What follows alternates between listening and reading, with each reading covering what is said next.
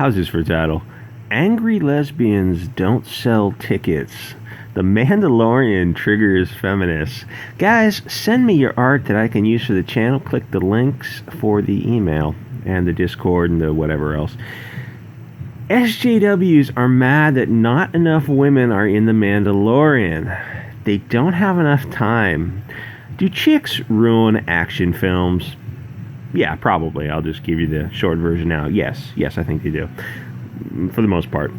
I was arguing with an obese feminist on Twitter about The Mandalorian. All I was saying was that women weren't good in these kinds of roles. They were kind of boring. Unless there's a scene in the bar for a stripper or a sex scene, or maybe a scene with a mother cooking and cleaning and raising kids, chicks just don't belong in action films. What if they start PMSing in the middle of an adventure? Are they going to bleed all over the bad guys? Is that how that works? I don't know. The Mandalorian is good because it's a tough adventure type guy with seemingly no attachments. He can have the cliche girl in every port. But see, women are different because they can't do that because they get pregnant. So you can have some pregnant Mandalorian running around taking part in these adventures. And that's just silly. Stop it, Hollywood. Besides, the women themselves don't go to see these chick flicks. They don't put their money where their vagina is. Why wasn't Ghostbusters 2016, Oceans, 13, 14, whatever it was, the chick one, Charlie's Angels 2019, Batgirl, and whatever other silly films, all girl films come out that bombed? Why didn't the women go watch these films? I never get an answer for that. They seem to want people to just make these films kind of in a vacuum, but then why don't they just support them? Because nobody wants to see chicks in these roles. They want to see a cute girl getting spanked in 50 Shades. What's the difference between Charlie's Angels 2000 and 2019? A bunch of cute, fun girls in the 2000 version who acted like they actually liked men. The 2019 version had 3 angry lesbians who hate half the audience. So there goes your male audience. But why don't girls go see the girl power films? Because most chicks aren't angry lesbians. How hard is that to get through to people's little minds? I suspect many of them are so far up their own ass, trapped in an SJW echo chamber, that they don't know why people don't like these films. If I start, you know how these thoughts on the internet start Amazon wish lists and these, really pathetic guys fund them? Could I start an Amazon wish list for cocaine and hookers? Would Amazon kick me off for that? I don't know if they sell cocaine and hookers on Amazon, but I don't know. Would GoFundMe allow a cocaine and hooker fund? Somehow I don't think so. Anyway, and to the rest, it's just a paycheck, because even on a garbage movie, everybody still gets paid except the investors. But who knows? Maybe a big studio has enough money that they can make a woke film that is made to lose money every 5 years or so. Maybe virtue signaling enhances their reputation in some way. I really don't know how that works. I wouldn't think so, but, To me, it just seems embarrassing when these chick films fail. I almost said chick films, and I shouldn't say chick films, because they aren't chick flicks. That is kind of a romantic comedy genre, which everybody likes. I even watch them. The last one I remember I saw tried to combine the romantic comedy with a woke theme.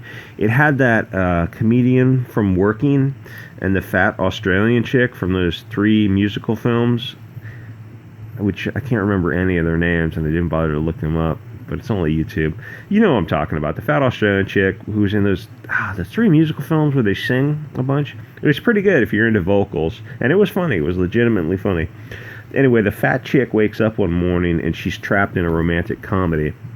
It was funny. It was kind of ridiculous, but it worked. But it wasn't an action role. Women in action roles only work in small doses. 120-pound women aren't going to go beat up a room full of 200-pound super special forces soldiers. That's why longer scenes with Scarlett Johansson just don't work. She is a tits and ass girl. She isn't throwing anyone around. Okay, this is Scarlett Johansson. Dear Scarlett, why do you think you're in these movies? Is it for your stunning acting ability, or is it for damn them titties? I think it's for the latter. Your entire purpose is to be a sex object. You are a sex object. That's okay. It's not a negative thing.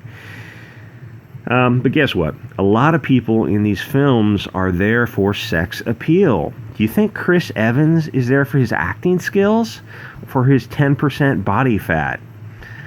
What did Zach say about his hairline? He says, that hairline is fake news. I didn't know that. I didn't pay attention to his hair. Anyway, sex sells. Attractive people attract people.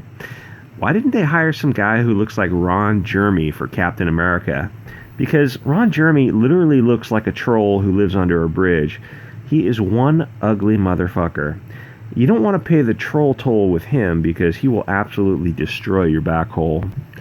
Natalie Portman is a 115-pound, 40-year-old Jewish lady who can barely lift the plastic prop hammer. She has little twig arms, but somehow this skinny woman can be a Norse god. Everyone on that stage is, how shall I say this, not from Northern Europe. Anyway, how does this work?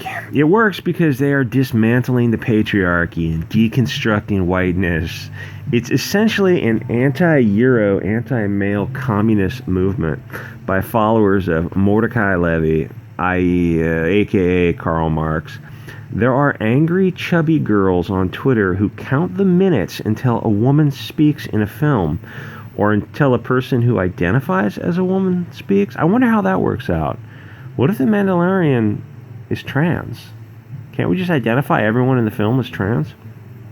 When the best person for the role is a woman, or rather a man who identifies as a woman, then they add up the total time that men and women speak and their on-screen time for penises and vaginas. But they are assuming that the women need to be there at all. Some films aren't made for women. Men need safe spaces also, where masculine themes can be addressed and explored, or at least that's how the SJWs talk. The elephant in the room. Let's see. Men need to find their balls and start demanding movies that represent them. Embrace your masculinity. Tell these harpies and yentas to fuck right off. Yes, I mean that. Start standing up for yourselves. Just come out and say, hey, you know what? Star Wars is better when a man is in the role. OMG, that's so sexist. No, it's not. Having a tiny little woman play the role of a soldier or a warrior is effing silly. Let's just say no more naked emperors, no elephants in the room. Nobody wants to see these woke films. Actually, I don't even know if this Natalie Portman Thor movie came out yet. That's how exciting Marvel is lately. Did it come out yet? I have no idea. I really don't. If I saw it, I do not remember seeing it, which is not a good sign for Marvel. I couldn't even get through the last X-Men movie. I don't even remember the name of it. It's just the last X movie that sucked a bag of donkey dicks. Once people heard Jennifer Lawrence say it should be called the X-Woman, it was all over. The only thing Jennifer Lawrence is good at is showing her nude pictures online, which, even though this channel is rated for adults, I'm still not allowed to show that kind of stuff. On BitChute? I don't really know. Oh yeah, if you're on BitChute and you made it to minute 8 of this video, give me a sub. Please. Please clap. Please clap. And if you don't like this video, just go to Mundane Matt's channel and download it. Because he's Mundane Matt and he's such a colossal douche. But I was going to read his, there was a Wikipedia, Encyclopedia Dramatica of Mundane Matt, and it was just, oh my god, it burned the stage down. It was hysterically funny, super racist, super everything, but so freaking funny. But they took it down. They took it down, those absolute pussies. I think they took the whole website down. I don't know. Anyway, Data Racer covers this stuff on Twitter. I think it's Data. If you just search Data Racer, one word, there's only 2 Data Racers on Twitter. It's like Data Racer 117 or something. I think we should just cut these arguments short and say, I would rather see men in these roles. Where there's a role for a housewife, then fine, you can put a woman in there. But, for action adventures, we want to see Indy. We don't want to see...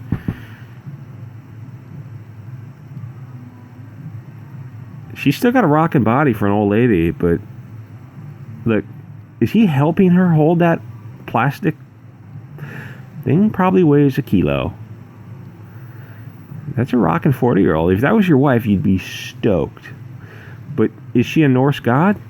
No, she's some Israeli chick. It's like you're being disrespectful to the Norse people, the Northern European people. Who's this soy boy? What's his name? I forget his name. Anyway, he's not there for his acting abilities. Who's this soy boy? Oh, look, two douchebags. Two idiots. Look at this, two idiots. What happened to your forehead? It's like your forehead and your nose have share the same slope. Idiot. You would better off making this. I don't know where it looks Mediterranean dude in a aloha shirt. Look at his arms compared to this little twig lady. And then if you look at this dude's, if he had his shirt off, you'd see his dude's muscular. Anyway, these people are all idiots. But like, comment, subscribe, send me your art, enter the art contest, donate to the Cocaine and Hooker Fund on Patreon, and I will see you guys all the way up until December 10th when they tell me to pack my bags and move over to an alternative video sharing site like BitChute. All right, later.